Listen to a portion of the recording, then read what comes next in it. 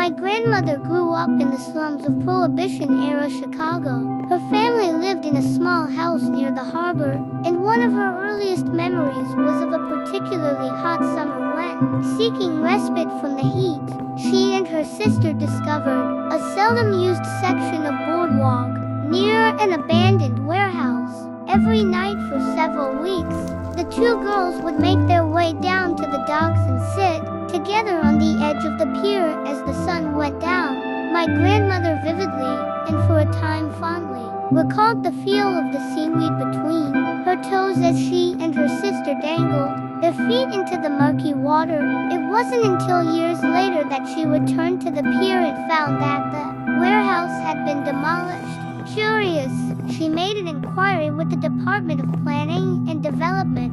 Apparently, the warehouse had been owned for a time by the mob, who was using it as a base of operations for a local prostitution racket. It had only been uncovered when an associate began disposing of rival hookers by fitting them with concrete shoes and dumping them into the harbor. Investigating officers had recovered nearly 24 bodies from the waters of a secluded pier nearby. How had the bodies been discovered? A passing fisherman spotted some of the victims' hair floating near the surface of the water, like seaweed.